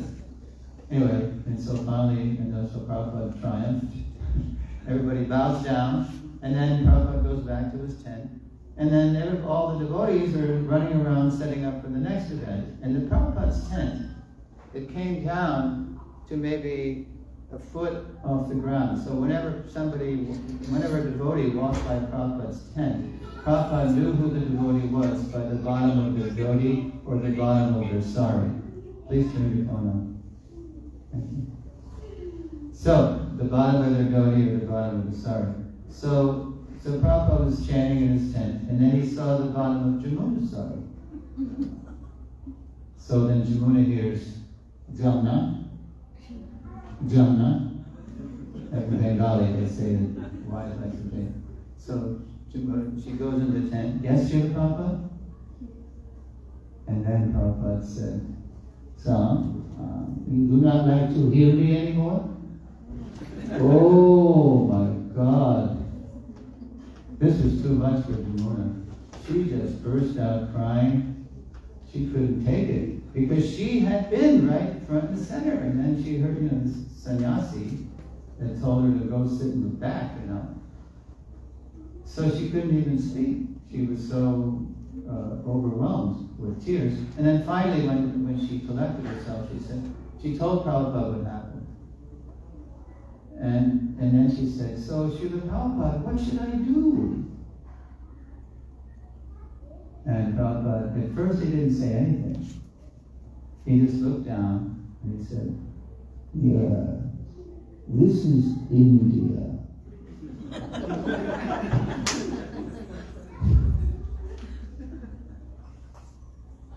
And then you know what Prabhupada said? He said, my Guru Maharaj told me that those who wanted to always be seen with him, Srila Bhaktisiddhanta, they just like to be seen, like photo opportunities with the Guru. Prabhupada said, Guru Maharaj told me that they were like mosquitoes, simply sucking blood. Yeah. So from that, Jamuna understood that if she really wanted to be close to Prabhupada, that it didn't have to be about her being physically near him, because it was India. It was a different place. It wasn't the Haight-Ashbury in San Francisco anymore, So from that time on, Jamuna started cultivating this very intimate Vipralamba Seva, this service and separation. Moved. So by the time Prabhupada left, she didn't fall apart. She was fixed. And there were other times when she was still serving Prabhupada physically, like in 1972 in Vrindavan, Prabhupada spoke famous lecture series at the Radha Damodar Temple in Seva Kunj, and she was cooking for Prabhupada every day and serving him. And she and her husband Guru Das, they were key players in building the Krishna Balaram Temple that they just celebrated 50 years in Vrindavan. Now her husband, Guru Das, he had a lot of vapu, a lot of physical association. For him, that was what Krishna consciousness was, being with Prabhupada physically. So when Prabhupada left Guru Das, by his own acknowledgement, he did fall apart because he wasn't as fixed in the Vani, in the instruction, in the teaching, in the vibration. So he just couldn't take it. So after he was away for about 20 years. I mean, he's back with us now, but it was too devastating for him. So we have to cultivate this real deep attachment to Prabhupada based on the sound vibration. That's what it looks like. It looks like in sound. It looks, we don't see with our eyes, Prabhupada said, we see with our ears. We see with our ears. Shanska Chakshusha. So really develop that intimacy through sound, and you won't feel lonely. You won't feel, whatever generation you are, whatever your gender is, or whatever your country is, or you feel close to Srila Prabhupada. So I have a little... Okay, Krishnadas has just a little sort of anecdote? You know, well, we all have our telephones, and with our telephones, we can actually choose what you have for a ringtone, right? And you can customize your ringtone. My ringtone is Srila Prabhupada chanting Hare Krishna. And sometimes it's happened in the bus, in the subway, you know, and so many people get to hear Prabhupada chanting. And sometimes I don't answer it quickly because I want everybody to hear the full Maha. And actually, one time I was working at Sick Children's Hospital in the intensive care unit in my job, and it was a 10-year-old boy, and his heart stopped. And I was on the Code Blue team, and I ran into the room and I started doing CPR. And then so many other people came into the room, and they were, you know, giving him drugs and medications and trying to get his heart going again. And so when you're doing CPR, I was pushing on his chest, and his head was right there. And I had my phone in my pocket. And just at about 4 minutes into the code, Purnamasi calls me on my phone. And the phone just starts ringing. And my ringtone goes on for about a minute. Prabhupada chanting Hare Krishna. But the boy ended up not coming around. His heart never started again. And at the end, there was an Indian doctor who was the doctor in charge of running the code at that time. And I'd already discussed with him a bit about Krishna, and he was very favorable. In fact, I think his uncle is the temple president in Kurukshetra temple in India. And he said it was amazing that Srila Prabhupada came to that boy just when he's at the point of leaving his body. Because generally when the heart stops, you're still in the body for about another 3-4 minutes, and then the soul kind of goes, okay, this body is done, I'm out of here. And so it happened just at that point when he would be leaving his body. So it was really quite an amazing thing. And you never know when, if you have Prabhupada's ringtone on your phone, when it might go off, and it might be just when somebody near you needs to hear Srila Prabhupada. So keep that in mind. On that note, we can end by hearing Srila Prabhupada say, Hare Krishna, Krishna Krishna, Hare Hare, Hare Rama, Rama Rama, Hare Hare, Hare Krishna, Krishna Krishna, Hare Hare, Hare Rama, Rama Rama, Hare Hare, Hare Krishna, Krishna Krishna, Hare Hare, Hare Rama, Rama Rama, Hare Hare. Srila Prabhupada ki jai!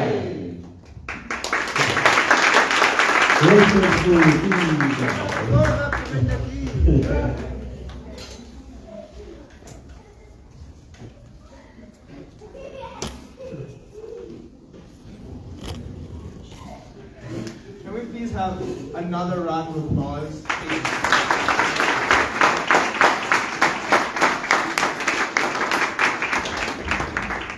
This was an unbelievable lecture. We cannot thank you enough for your presence, Prabhus. We'll forever be indebted to this lecture. This is a look at you now have to take it. And in this very lovely mood, I will now invite all of us to channel this very beautiful energy, and we will now have the Guru Arati. Hey, well, you can all stand up and begin Guru Arati.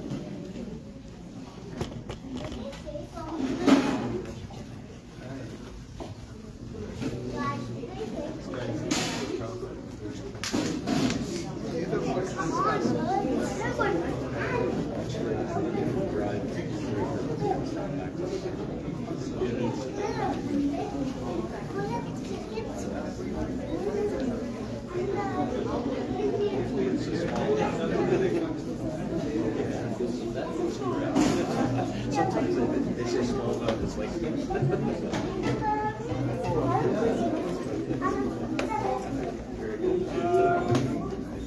Yes. Oh, okay.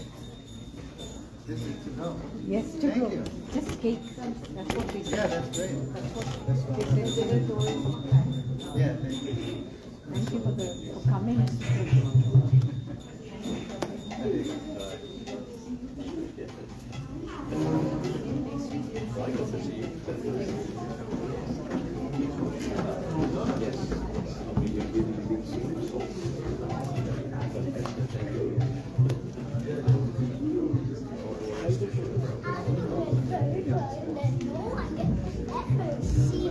அன்பரும் வேண்டிவப்போ கிளப்பச்சு வாழ்க்கை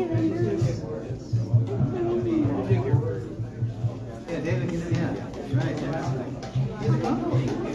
Wow. And his wife is very powerful.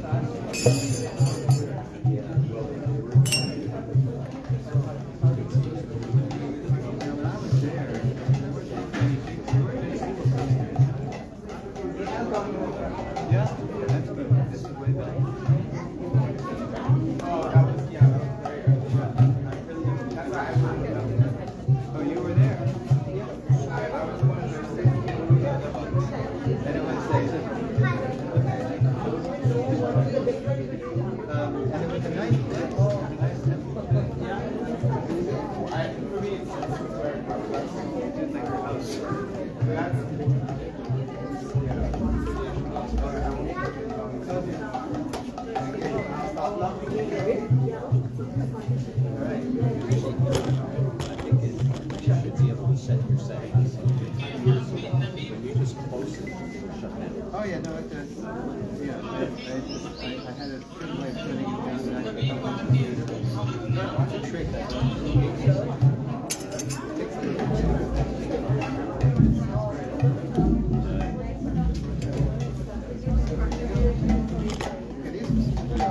We're all set? Yeah.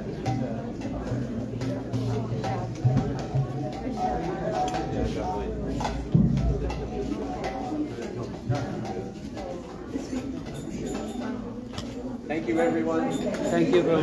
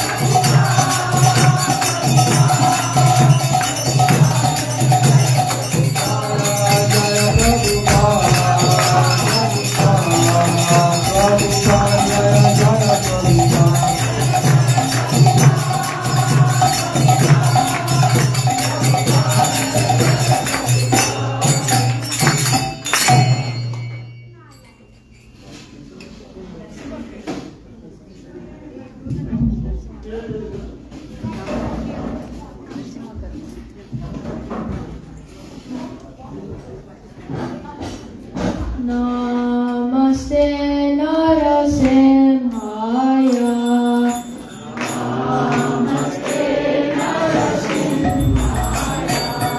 Namaste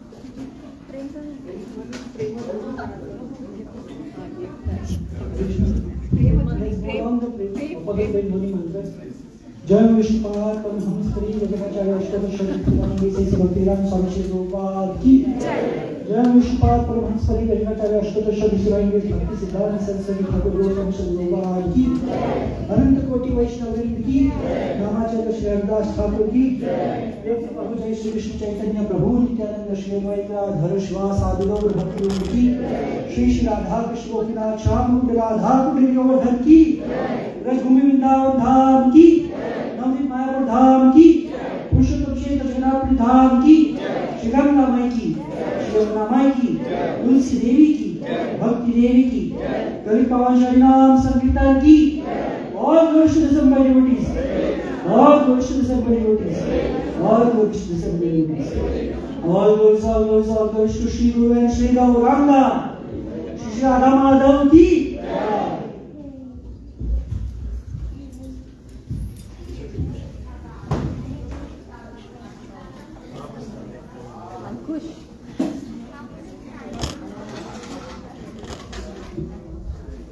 Mahaprasade Govinde, Mahaprasade Govinde, Namo Brahme Vaishnavi, Namo Brahme Vaishnavi, Sarvapunya Samraja, Krishna Sunayakaya, Hariya Vidyaya,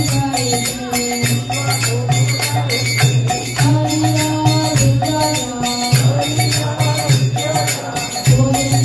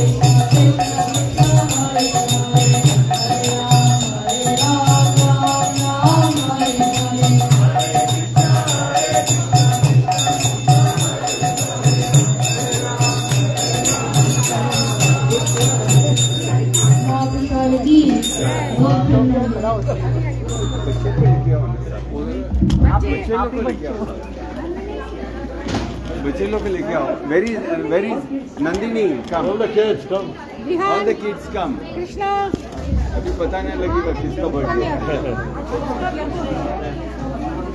garba Prabhu England लो Prabhu you can't hide bucket ला कैसे नियम बांग पको मां Vishnu Prabhu you can't hide we know नियम को we know yeah we are there with it okay okay come to be there okay before we start prashadam can we're going to have a cake cutting because it's a very special person's birthday today.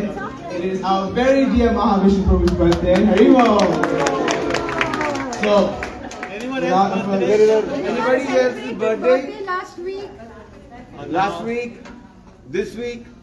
Coming week? Any week? Any week? Okay. Good one. Hare Krishna to you. Hare Krishna to you. Hare Krishna, Hare Krishna to you.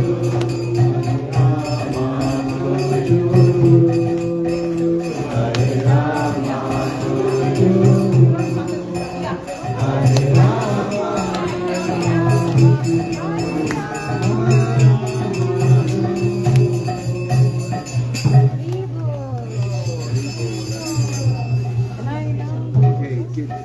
I'll give you all. We have to give you also. आज आपको खाना ही पड़ेगा हाँ आज मुंह में भी ऐसा ही शुगर का टेंशन नहीं लेना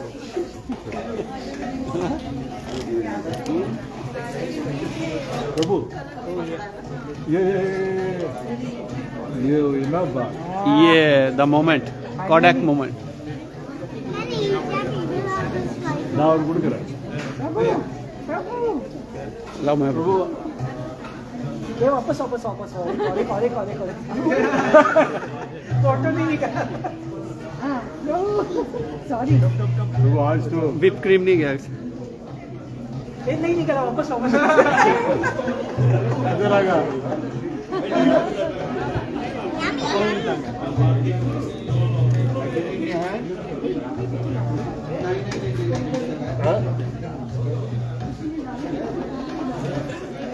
good, Prabhu. Hare Krishna, look at the camera. This is special. I'm his contemporary.